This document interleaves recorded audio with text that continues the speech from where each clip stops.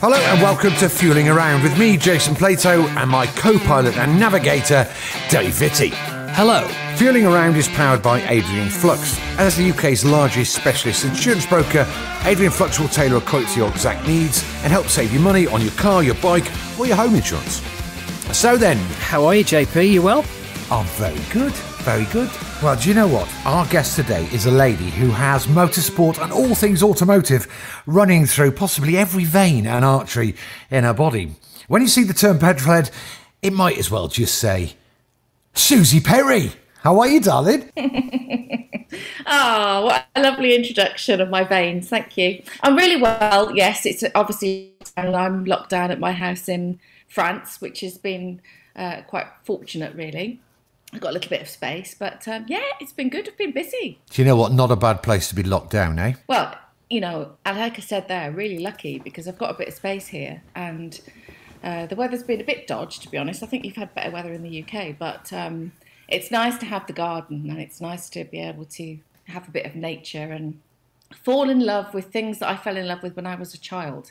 That's what's happened to me during lockdown. Oh, wow. And have you been baking? Because I did my first banana bread yesterday with my daughter, Alina. Do you know what? Every bowl, every utensil. Were you like the Swedish chef from the Muppets with just flour everywhere? Just mess everywhere. It was carnage. Blender was going, mixers were going. But you know what? It was all right. It came out. But then again, I've just found out that actually it's the easiest thing to make. You just mix it all up and throw it in the oven. You see, Jason, I can imagine you in the kitchen being a little bit like you are in a car where you're sort of pushing all of the mechanical technology to the limit. Are the kind of blenders going off the scale? Yeah, do you know what? It was busy. Anyway, we must get on to what we're here for. So, Suze, look, I've known you for quite a few years because we've done quite a lot of work together on Fifth Gear and other bits and bobs over the years. But where did it all start? Come on, you know, your passion for motorbikes, cars. When do you remember it all lighting the fire? Slow build, I think, Jace, to be honest. I used to watch a lot on the telly. I loved watching it on the telly. But of course, we didn't have Formula One every weekend on the telly when I was growing up on Grandstand. You just had the important Grand Prix. They didn't have full coverage for quite a while. I'm talking about in the 70s. And the same with bikes. You know, you just get you get it peppered throughout the year with the lovely Murray Walker commentating. So, you know, Murray's sort of synonymous with motorsport for me. In terms of actually driving and riding, I, you know, drove as soon as I could, got my license, and it gave me that ultimate freedom. And it's funny actually because I'm interviewing Mark Webber tomorrow for my little breakfast show, and I'm listening to his Audible book, and he had a Ford Fiesta, and I'm like, yes, I had the same car as Mark Webber, holding my hands in the air. It's about the only car we probably had that's the same. That was my first car, and I remember saving up. It cost me £1,000. It took me weeks of Saturday selling men's shoes, which I hated. What, Saxone, Freeman Hardy Willis? Oh! Well, do you know what I know? Because I used to work at Saxone myself. Did you? Yeah, Did yeah. you? In fact, I was a manager. I was a manager of Saxone in Silver Street in Durham for, I think, 2 months. Is that the longest job you've ever kept? It's the most serious kind of proper job. Yeah, yeah. I used to work in the big department store called Beatis, which was quite high end. So I used to sell Grenson shoes. And Grenson, that's proper upmarket stuff, isn't it, Grenson? right. Yeah. Yes. And then, do you remember you used to get paid extra money if you sold what they called fancies? Yeah, So yeah. that was like the little polish and all that stuff. It's so annoying, isn't it, when people go, oh, and this is good for your shoe. You think, no, I've got everything, but you haven't. When you get home, you've just got a bit of polish, haven't you? Normal furniture polish that everybody puts on their shoes. Pledge, that does their job. Pledge, exactly. So I worked there for a long time and saved up my money, and I bought my first car, which was a Ford Fiesta, and it was a Popular Plus, 1 litre or 1.1 litre, I think it was. And the colour? Pale blue, and it was like a tin can of freedom. And I loved it. And I loved the fact that I could, you know, go to college, go to the pub, pick up my friends. Didn't have to have the taxi of mum and dad picking me up. And they were always brilliant. But to get in your own car and drive your own car... Proper freedom, I isn't it? don't think there's another feeling of freedom like that. Apart from maybe when I passed my bike test, because that's kind of different. But no, you're absolutely right. And I can remember, like both of you, just wanting for ages to pass my driving test. Of all the things that I did in terms of qualifications that you have to do through school, etc., passing my driving test was the one that I really cared about, the one that felt like a real landmark. And I can remember the day after passing my test, and I went out in my Auntie Carol's old Ford Fiesta 1.1. Likewise, it was in pale blue. Auntie Carol. Yeah, and she let me go to Londis in her Fiesta, and I can remember looking over to the passenger seat and it being empty for the first time, and I thought, this is just me. This is fantastic. I don't have anybody accompanying me. And actually, it's at that point when you actually really learn to drive, isn't it? You only really learn when you're on your own and you can make your own mistakes. Wow. And did you pass first time? Are you a first-time passer? Yeah, I did. And I felt like I was the cat's arse when I passed my test. I beg your pardon? When I got there was a female test instructor. She was doing my exam.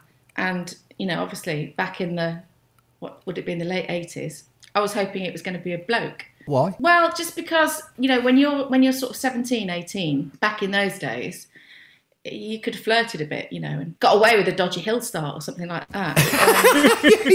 yeah, rolling backwards. Ooh. Ooh, automatic failure that wasn't it? Do you remember? Anyway, it was a woman and I passed first time, yes, and I was really excited. And I remember 2 days after I passed my test, I had to go to a modelling job in Leicester, and it was the first time that I'd been on the motorway on my own, and I was terrified. They don't teach you that though, do they? That's the thing with motorway driving, is that actually you're right. Your first experience is when you venture on there on your own, and it's a very different discipline. It's bonkers, really, isn't it? I'd only been on a dual carriageway before, obviously going at the speed limit. So to go on a motorway, and I lived in Wolverhampton, so from Wolverhampton to Leicester, it was quite a daunting experience. And then when I got to Leicester, it's just a big one-way system, isn't it? And I must have spent about an hour and a half of extra time trying to get to the studio. And I could see it, but I couldn't actually get to it. And I got an A to Z map next to me because we didn't have sat-navs in those days. I had to keep stopping, looking at my map, thinking, how do I get in there? Anyway, eventually I got there extremely flustered with a bright red face. Perfect for a modelling job. So car history then, Susie. What followed the Fiesta? I'm going to give you the most boring car history, I think, in all of your podcasts, because after that I had a Polo, which I bought from an ex-boyfriend. He was my boyfriend at the time. And that car sort of, as they did in those days, it did the rounds in my family. I think my brother had it after me, and then a friend had it, and then his mate had it. I kept seeing it for years. It's probably still going. It's probably still going around. Sign of a good car though, isn't it, when they can get passed on? Yeah, exactly. Well, you had to have a good car then, didn't you? Your parents didn't buy you cars. I had to buy everything myself. And so it meant a lot when you saved up and, the sort of second-hand money you got back on your car as well to go towards your next car. It was all really important. And cars used to go wrong back in those days.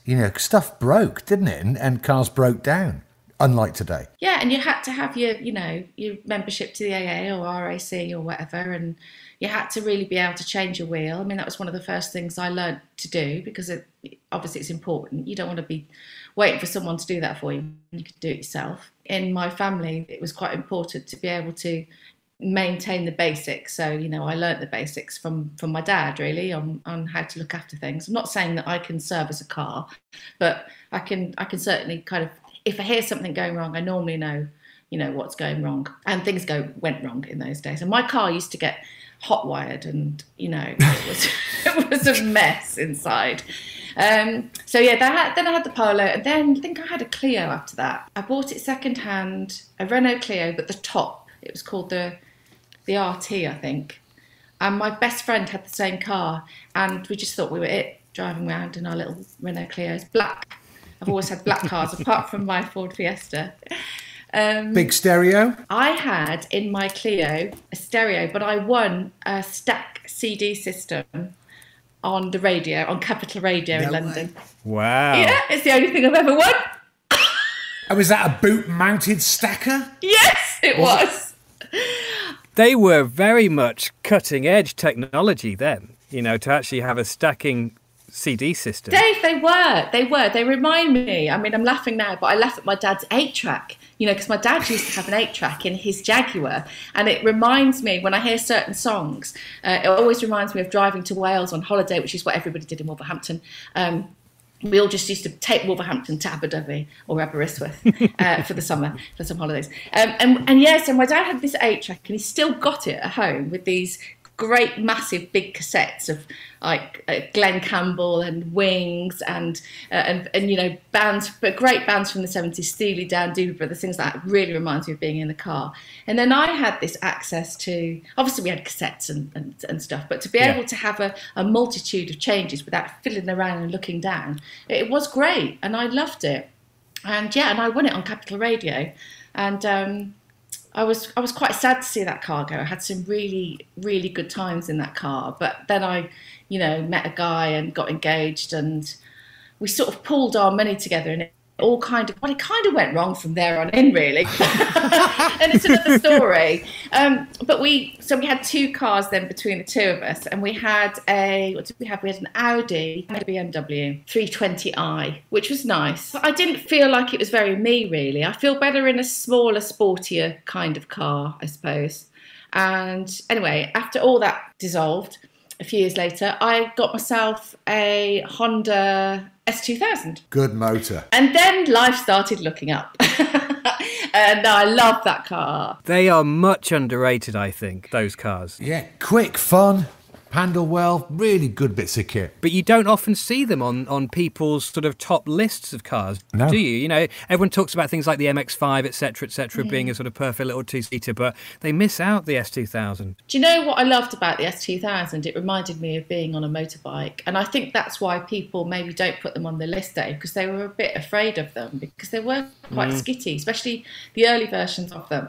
I mean, if you went round a roundabout, you know, the back would swing out generally, even if the conditions were perfect. So you could kind of, you know, really have fun with them. And I really enjoyed the kind of 4-wheel, 2-wheel comparison with that car. And I had about 3 of them, actually.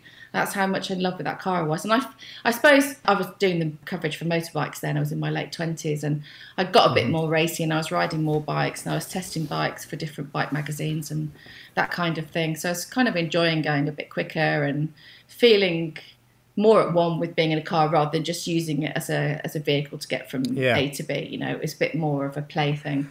And they were great days. I just loved that S2000. And, you know, the fact that the top came off was extra special, I suppose. And when did you get into bikes? How old were you when you did your bike test? Well, I was quite old, actually, because my brother had bikes when I was younger, and scooters and things like that, which I'd, you know, go on the back of occasionally. But I didn't ride myself until I was in my mid-20s. So, yeah, I was quite old. And that is because of my mum not allowing me, really.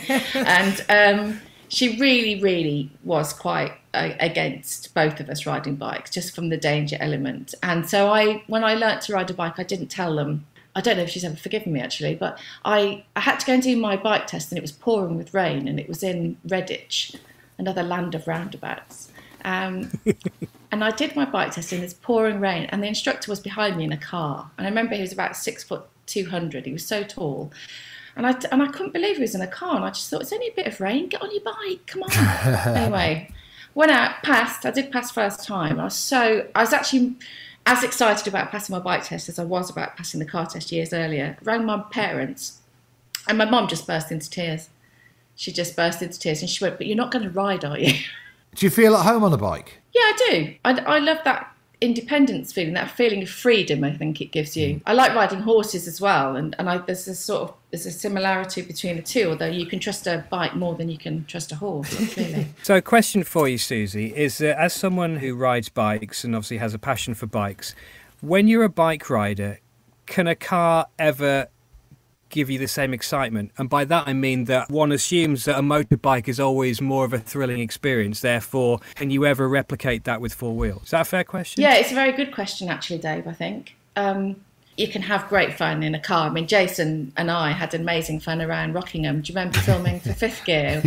And you know, we had a real laugh. Jason was basically teaching me to go fast around the track, and we were in what were we in? Racing Clios or? Do you know what? I think it was a Racy Clio. I think. Yeah, I think it was, and it was really fun. And it was honestly, at the end of that day, I probably couldn't have had more fun. And I went back to Rockingham not that long afterwards to film something for Sony, and I had to drive around in a Ferrari, a Porsche, and a Lamborghini. I mean, it was a dreadful day, as you can well imagine. And I loved it, and the feeling of excitement, the feeling of the power and everything was really amazing, and I loved it. And actually, they told me to slow down at one point, which was quite good girl. That's what we want to hear. Thanks, Jace. But yeah, being on a bike, going quick on a bike, I would definitely say I go quicker in a car than I do on a bike. But I've ridden pillion with some top names. I was just about to ask that. Do tell us. Have you been on the back with Rossi? I have, actually. Oh my God, what must that be like? But however, it was not on a track. It was in London.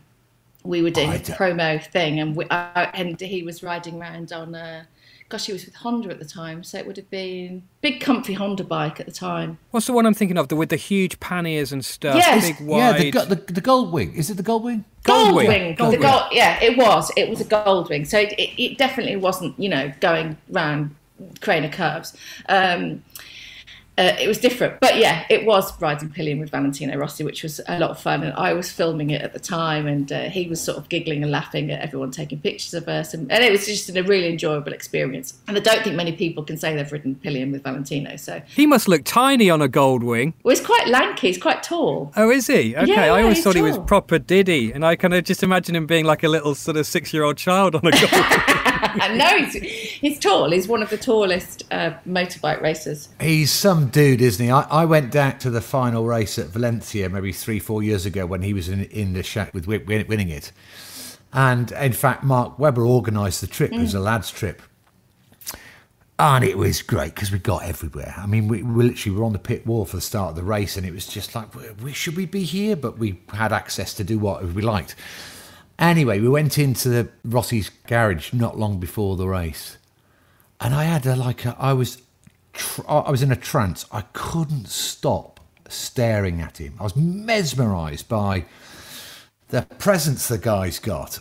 He's something else, that fella, isn't he? Yeah, he's a real one-off in the same way that Barry Sheen was, that James Hunt was, that George Best was. There's an energy that they have. They can walk into a room and you can have your back to them and someone's walked in the room. It kind of physically goes all the way around you. And, people talk about charisma and they overuse the word. This guy has it in spades. And, everyone says to me, he's the next Valentino Rossi. There's not a next Valentino Rossi. It doesn't work like that. No. They come around once every 30 years or something like that. What you get with Valentino actually is a complete 100% focus on you. So when you interview him, you feel as though you are the only person in the whole world and that he's telling you something really exclusive. And he's probably just told the same thing to 10 people. But he has a way about him of making you feel it is. And the other person that has this, and I've only met him very briefly once, is Tom Cruise. So he famously remembers people's names. He's also incredibly charismatic and incredibly tiny. But yeah, it is this, it's an incredible way their brain works in that they just make you feel very important. And to me, all bike races in MotoGP, British Superbike, World Superbike, Speedway, whatever the challenge, they all have this kind of untouchable psyche where you think, I love what you do, but I don't know how you do it. And road racing as well. And John McGuinness, I think John McGuinness was on your trip, Jace, to Valencia. He was. Because what a VIP private jet you had flying over, didn't you? You should just reel out the names of who was on that jet. Oh, it was fantastic. There was Adrian Newey, Paul Stewart, John McGuinness, Webber, Dougie Lampkin, myself. Was DC there?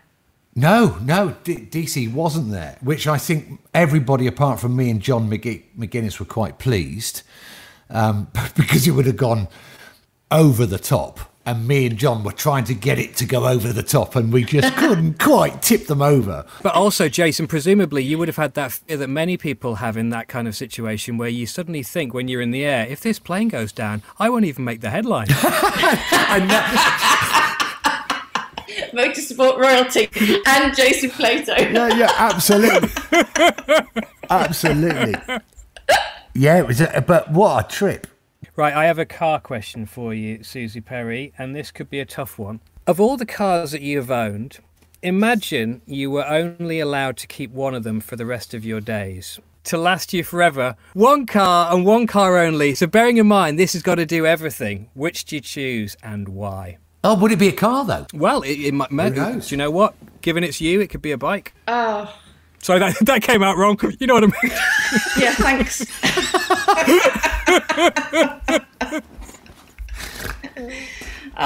The things I've had thrown at me over the years. You're that bike. You're that bike. That's what some people just say. You're that bike. I'm like, not a bike. You're that biker girl. You're that girl that talks about bikes. Car. It would have to be a car, I think, because I'm a bit fair weather when it comes to bikes these days. I mean, I'm getting on a bit now, so I have to be a bit careful. Got a bad back and all that. I think it would be. I mean, I've ridden my bike that I've been riding over the recent years has been a Triumph Bonneville. But I think if I was going to pick a car, I'd probably go back to my S2000. You know, would you? And I'd have to just be at home if it snowed, because obviously you can't drive that bugger in the snow, can you? Well, not unless you got 3 big sacks of potatoes in the boot to hold it down. Yeah, I'd pick the S2000. That would be my car. But I wish now I'm talking to you, that I'd actually got my car that I've always wanted to have, which is a classic Mercedes SL. 280 SL? Yes, 280 SL. Oh, yes, my fave. Is it? Yeah, well, do you know what? When I lived down not far from Sue's, that was the car I had. I had a 280 SL Pagoda in silver with red leather interior, and me and my old man spotted it on the internet, and it was a famous dealer in Switzerland called Auto Salon Singen. Anyway, we shot up there, we did the deal with them, we got, we found a couple of things on it which actually we could just nibble a bit off, and it was lush, this thing. It was beautiful, and I had it 2.5 weeks, and I had it nicked from Valley Parking. Wow, really? Did you? Yeah. Went back the next day, checked in my ticket. Guy just took forever. Came back and says, we can't find the car. I'm like, no. Nobody gave me the keys. That was it. Gave me the keys back. I went, that's no good. I don't know where the car is. He went, we don't know. It's gone. So yeah. And then I obviously had to go to the police, and the police almost accused me of, you nicked your own car. I'm like, no, I really haven't. So yeah, and then they obviously looked back at the CCTV and they saw it leave the Principality very early in the morning, like 4:30, going out towards Italy. And that was it. Never seen again. I was about to say that it's the sort of car that if you were ever lucky enough to own one, you'd never want to part with it, would you? Especially not these days with what they're worth. Yeah. I'm stunned by that story. I hate that. And do you know what? God, I wish I had it now, because I forget. I think it was about 60,000 euros I gave for it. What would she be worth now? Well, in fact, it would be something which I honestly don't think I would sell, because they're just lush, aren't they? Beautiful. Well, Nico Rosberg's got one. Yes, and DC's got a nice one as well. Yeah, so Nico's is 1970, pale blue, cream leather interior. Well, I was born in 1970, and I said to him, I remember at dinner once saying to him, you need to give that car to me. You need to sell it to me and give it to me, obviously. Have it, Suze, no worries. You're a great interviewer. I wanted him to sell me his car, but he treats it like another child in his family, and he takes it on a trailer to places like Gorge de Verdon, like really nice places around here, and then just drives it around, pops it back on the trailer, and then drives it back. So that answers perhaps another question we were going to ask. Would that be your dream car? Yeah, well, it is, and I've loved those classic Mercedes since watching Dallas. It's Bobby Ewing's fault. You know, he used to drive down the gravel driveway in an old Mercedes, didn't he? A classic Mercedes. And I just loved it. From the age of 8, 9, I wanted my parents to get one of those cars, and they didn't. Well, they're not too expensive now. It was the 500 SL, wasn't it?